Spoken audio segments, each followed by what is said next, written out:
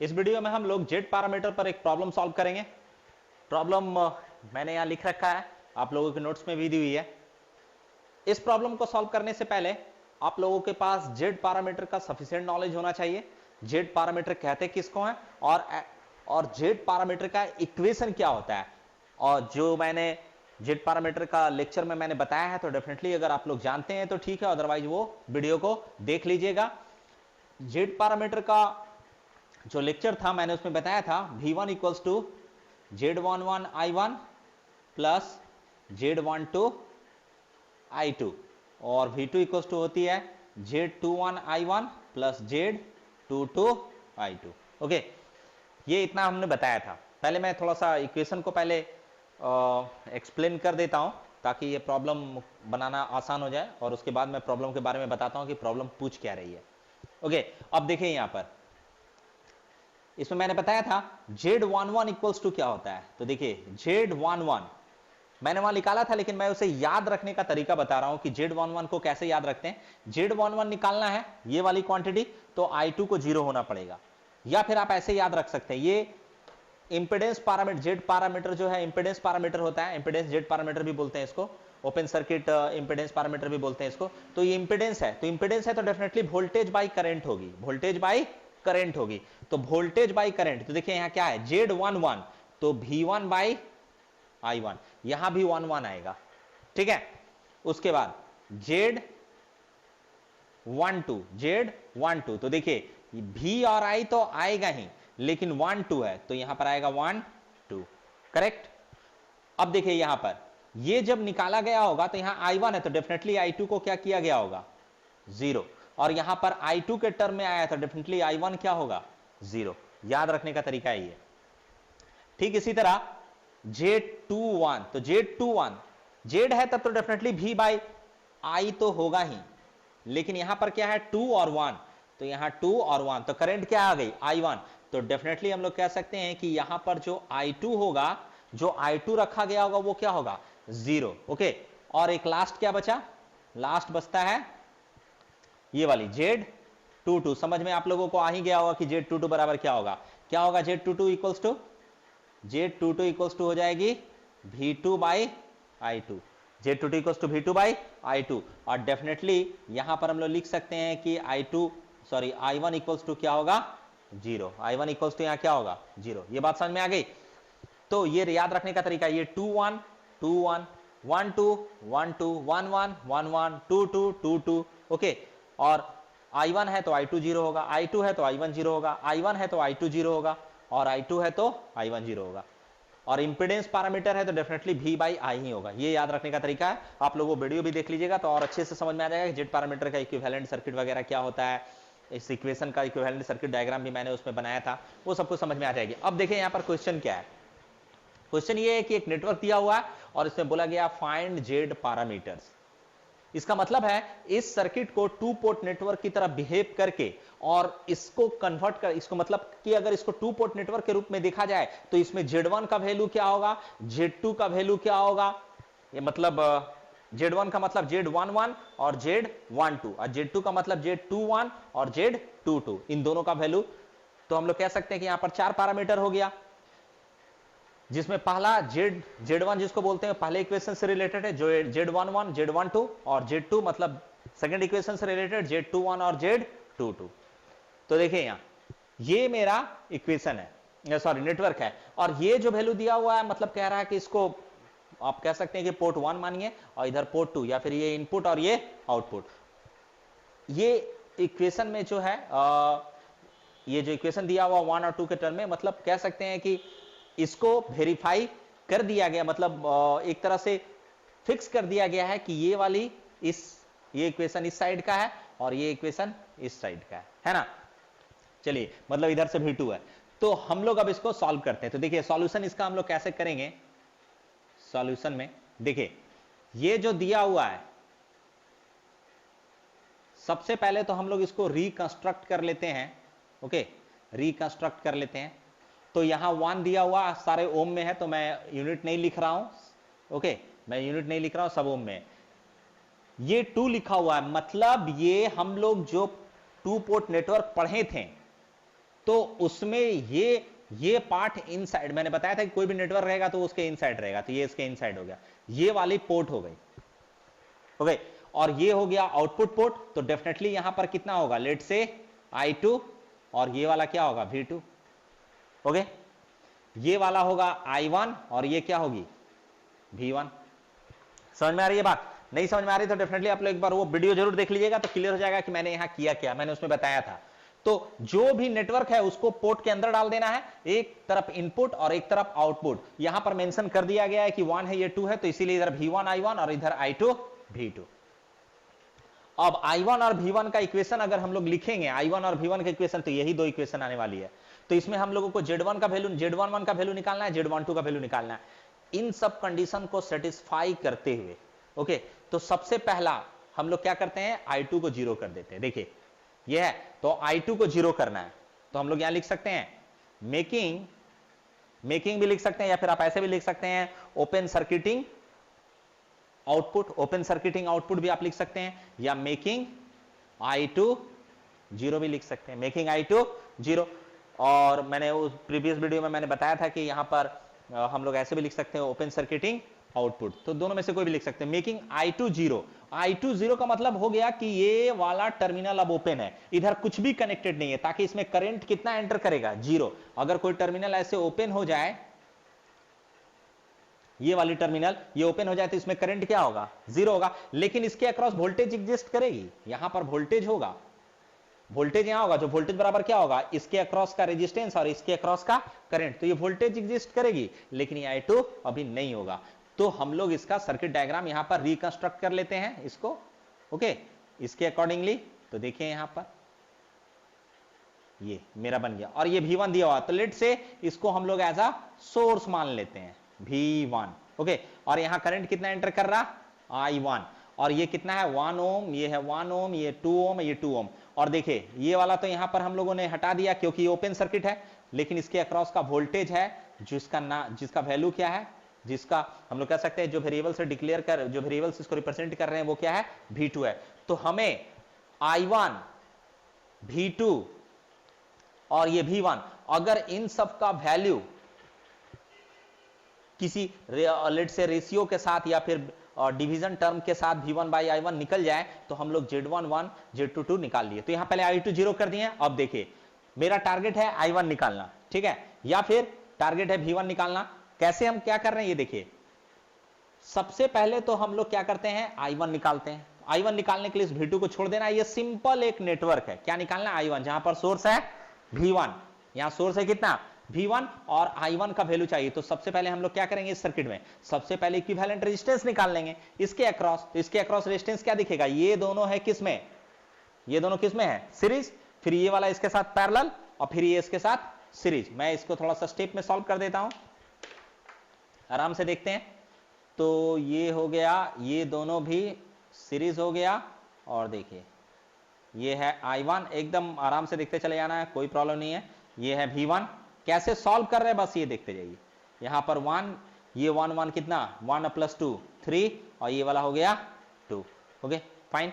अब देखिए 2 और 3 ये दोनों किसमें है, पैरेलल, और ये इसके साथ सीरीज, तो टोटल इक्विवेलेंट कितना हो जाएगा। तो अगर इस सर्किट को अगर हम लोग फाइनली सॉल्व करेंगे तो एक ही रजिस्टर दिखेगा, और इसका वैल्यू क्या होगा, 2 पैरेलल 3, 2 पैरेलल 3 और प्लस 1 क्या होगा, जब पैरेलल में रहता है तो 2 × 3 dividing by 2 + 3 plus 1 equals to how much, ये हो गया 6, और इधर से आएगा 5, तो ये कितना हो जाएगा 11/5।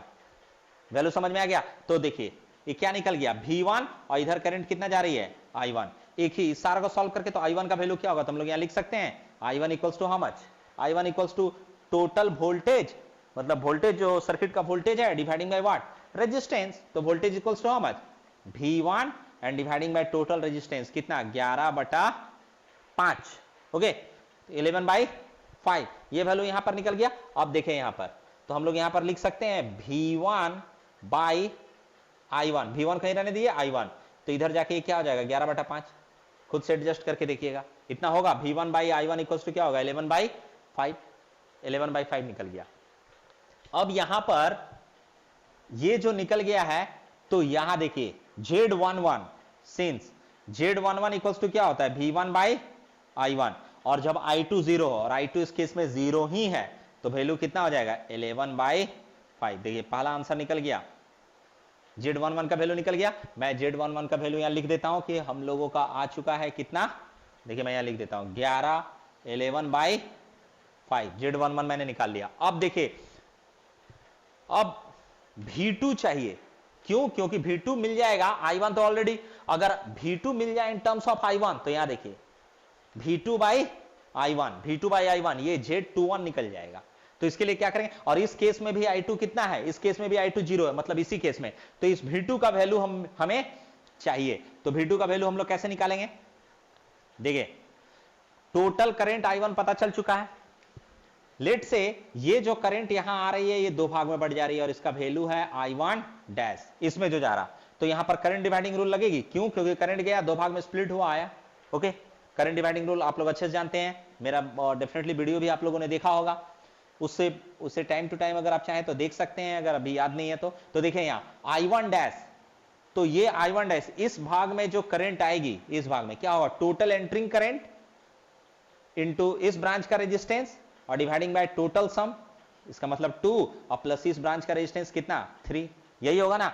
यहां जो करंट जाएगी तो I1 इंटू 2, ये कितना हो जाएगा 5, ये पता चल गया, I डैश पता चल गया। तो V2 इक्वल्स टू क्या होगा, बताइए V2 बराबर क्या होगा, V2 बराबर इसके अक्रॉस का करंट और इसके अक्रॉस का रेजिस्टेंस। तो इसके अक्रॉस का करंट क्या है I1 डैश, जो इधर करंट आ रही है वही ना, तो रेजिस्टेंस है 2 और करंट कितना है I1 डैश। बात समझ में आ रही है? ठीक है, तो 2 इंटू I1 डैश का वैल्यू कितना है, this one, I1 into 2/5, this is what 2 to 4 into I1 by 5। देखिए ये निकल गया। तो हम लोग यहां लिख सकते हैं V2 बाई I1 को इधर ले आए, क्या होगा 4/5। अब V2 बाई I1 मतलब क्या, Z21, तो यहां पर हम लोग लिख सकते हैं Z21 equals to what V2 by I1, और ये दिमाग में रखना है, इस समय I2 क्या है 0, जो अभी हम लोग जितना भी सर्किट सॉल्व कर रहे हैं इधर ये वाली करंट को क्या कर दिए थे 0, तो I2 0, तो Z21 इक्वल्स टू क्या हो गया, यही चीज निकाले हैं, और ये कितना है 4/5। समझ में आ गई बात? तो हमारा ये भी निकल गया। लेट से मैं यहां लिख देता हूं Z21 इक्वल्स टू 4/5, Z21 का वैल्यू भी निकाल लिए हम लोग। ओके, या फिर मैं यहां भी लिख सकता हूं, यहीं लिख देता हूं 4/5, हम लोगों ने निकाल लिया। तो दो पैरामीटर का वैल्यू निकल गया जब I2 को क्या किए 0। अब बाकी दो पैरामीटर जिसमें I1 क्या है, I1 जिसमें 0 है उसको निकालेंगे। तो बिल्कुल अब हम लोग समझ में आ ही रहा होगा कि क्या करना है, करना ये है बिल्कुल जैसा हम लोग इस तरफ किए हैं बिल्कुल वैसा ही इस तरफ भी हमें करनी है, और कोई भी चेंजेस नहीं होगा। बस सर्किट को अब उस तरफ से देखना है जो यहां पर मेंशन किया हुआ 2, यानी कि पोर्ट 2 की तरफ से। तो देखिए यहां इसमें मेकिंग I1 0, तो इसको 0 कर देना, मतलब ये ओपन हो गया, तो ओपन हो गया, अब सर्किट कैसा हो जाएगा ऐसा, ये देखें, और ये यहां पर I2 एंटर कर रहा है डेफिनेटली, तो ये V2 तो है, तो इधर कुछ तो कनेक्टेड होगा तभी ना करंट ये फ्लो कर रही है, तो कुछ कनेक्टेड है, और उसका वोल्टेज भी V2 है, तो इसका सोर्स ही बना दिया जाए। बात समझ में आई?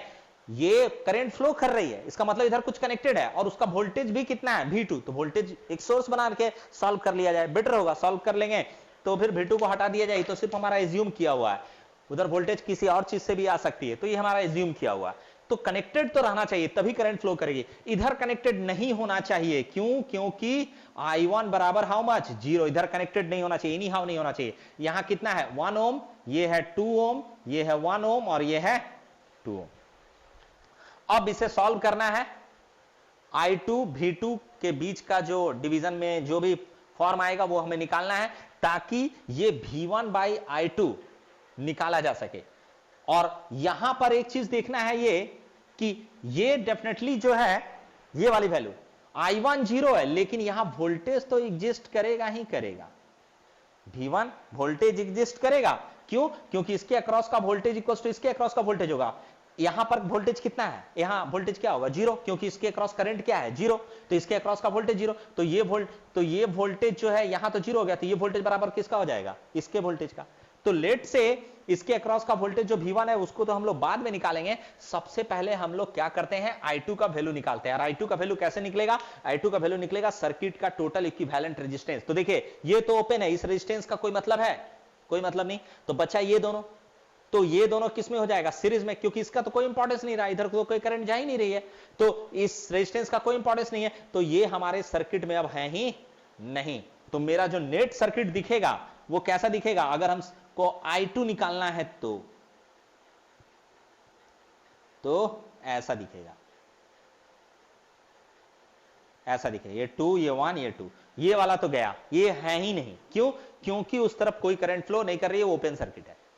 ओके, तो करंट नहीं फ्लो कर रही है तो उस रेजिस्टेंस का कोई मतलब नहीं है। तो अब यहां पर देखते हैं, तो I2 निकालना है, तो टोटल इक्विवेलेंट रेजिस्टेंस, तो ये दोनों सीरीज और ये टर्म इसके साथ पैरेलल। तो what is the equivalent resistance? इस केस में क्या होगा इक्विवेलेंट रेजिस्टेंस?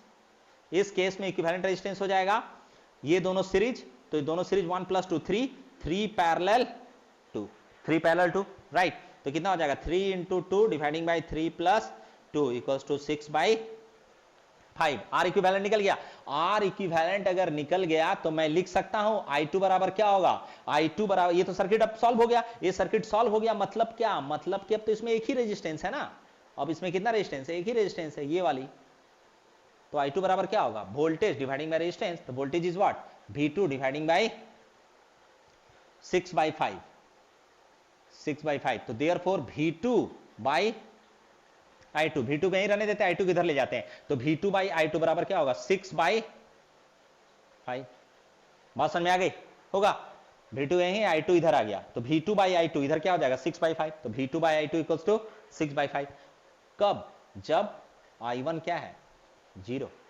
I1 0 है, तो ये V2 by I2, V2 by I2 जब I1 0 है तो क्या किसका वैल्यू है? Therefore Z22 = what? 6/5। Z22 निकल गया, तो मैं यहां लिख देता हूं Z22 = व्हाट? 6/5। और इसका यूनिट क्या होगा? ओम होगा। ओके, इसका यूनिट क्या होगा? ओम। क्यों? क्योंकि वोल्टेज बाय करंट का रेशियो है, और वोल्टेज बाय करंट का रेशियो क्या होता है? ओम होता है। तो ये पैरामीटर में जितना भी वैल्यू आ रहा है इंपेडेंस पैरामीटर ही है, तो इसका यूनिट क्या है? इसका यूनिट ओम है। तो ये इतना ओम निकल गया, 4/5 ओम, यहां 6/5 ओम यूनिट, ठीक है।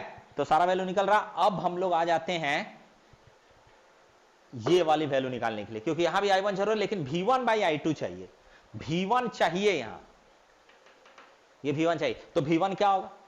तो V1 लेट से इधर से I2 जा रही है, तो इधर करंट कितना जाएगा? लेट से I2', क्योंकि I2 का कुछ पार्ट इसमें जाएगा, कुछ पार्ट इधर में जाएगा, लेकिन हम लोग इंटरेस्टेड हैं इधर वाले पार्ट में। क्यों?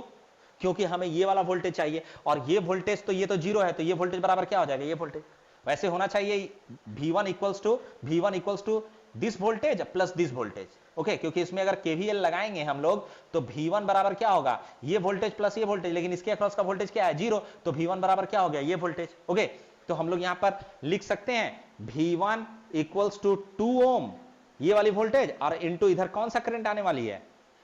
I2'। लेकिन I2' बराबर क्या होगा? I2' बराबर करंट डिवाइडिंग रूल लगेगा। क्यों? क्योंकि I2 आ रही है तो इधर और इधर डिवाइड हो रही है, तो इस ब्रांच का करंट बराबर क्या होगा? इस ब्रांच का करंट बराबर टोटल करंट इनटू इस ब्रांच का resistance dividing by total branch, इस ब्रांच का रेजिस्टेंस का सम प्लस इस ब्रांच का रेजिस्टेंस का सम। ओके, तो लिख सकते हैं यहां पर 2 × I2 की जगह देखिए टोटल एंटरिंग करंट, तो this is what? I2 × current of other branch, sorry resistance of other branch into what? 2, और dividing by sum of resistance of this branch, तो 2 + 1 3, और plus sum of resistance of other branch 2। Okay, तो ये कितना हो गया? I2 को तो यहीं छोड़ देते हैं, लेकिन ये हो गया 2 2 4 और डिवाइडिंग बाय व्हाट? 5। तो यहां पर लिख सकते हैं V1 बाई I2 = कितना? I2 इधर आ जाएगी, देख रहे हैं, इधर I2 आ जाएगी, इधर V1 है, तो I2 आएगी तो डिवाइड हो जाएगा, तो I2, तो इधर क्या बचेगा? 4/5। और ये कब निकला? जब जब I1 0 है। सारा वैल्यू आ गया, और ये कहलाता क्या है? यही तो कहलाता है क्या? Z12, देखिए यही कहलाता है क्या, Z12 जब I1 0 और ये कितना वैल्यू आ गया 4/5 और ये भी यूनिट क्या होगा ओम। सारा पैरामीटर निकल गया। ओके, तो जब सब निकल गया तो अब हम लोग उसको फाइनल लिख देते हैं कि Z पैरामीटर है क्या। तो कैसे लिखेंगे, किसी भी तरह से लिख सकते हैं, कोई प्रॉब्लम नहीं है। लेट से हम लोग लिख सकते हैं Z11 इक्वल्स टू आ गई थी 11/5। ओके, ओम यहां लिख सकते हैं क्योंकि ओम में ही है। और Z12 दिस वन 4/5 ये भी ओम में। Z21 इक्वल्स टू आ गया है 4/5, ये भी इक्वल आया है 4/5, इतना ही आया है। और Z22 दिस वन 6/5 ओम। ऐसे करके आंसर को लिखा जा सकता है। एक तरीका और है आंसर को लिखने का, क्योंकि Z पैरामीटर पूछा गया है तो इसको मैट्रिक्स फॉर्म में भी लिखा जा सकता है, Z equals to matrix format में। तो यहां होता है क्या, Z11 Z12 Z21 Z22, इस तरह भी आंसर लिखा जा सकता है। तो क्या होगा यहां पर, Z11 11/5, Z12 4/5, Z21 4/5, Z22 6/5 और ये सारा किस में है, ये सारा है ओम में। तो इस तरह भी पैरामीटर का वैल्यू निकाला जा सकता है। तो आप लोगों को समझ में आ गया कि ये प्रॉब्लम कैसे सॉल्व किया गया। सर्किट को जैसे मैंने सॉल्व किया करंट डिवाइडिंग रूल लगाकर, आप लोग जैसे चाहे सॉल्व कर सकते हैं। आप लोग केवीएल लगा सकते हैं, चाहे तो कहीं पर अगर लगाना पड़े केसीएल तो केसीएल भी लगाए, जिस तरह भी सॉल्व करिए। लेकिन अगर किसी भी सर्किट में अगर एक ही सिंगल, कोई भी सर्किट हो, कोई भी नेटवर्क हो, अगर उसमें एक ही सिंगल वोल्टेज सोर्स है तो बेटर है कि उसमें इक्विवेलेंट रेजिस्टेंस निकालकर करंट का वैल्यू निकाला जाए और करंट को फिर आगे डिवाइड करके करंट डिवाइडिंग रूल लगाकर जिस ब्रांच में करंट चाहिए हम लोग निकाल सकते हैं। थोड़ा आसान होता है। अदरवाइज आप लोग चाहें तो केवीएल केसीएल भी यूज करके आप लोग निकाल सकते हैं।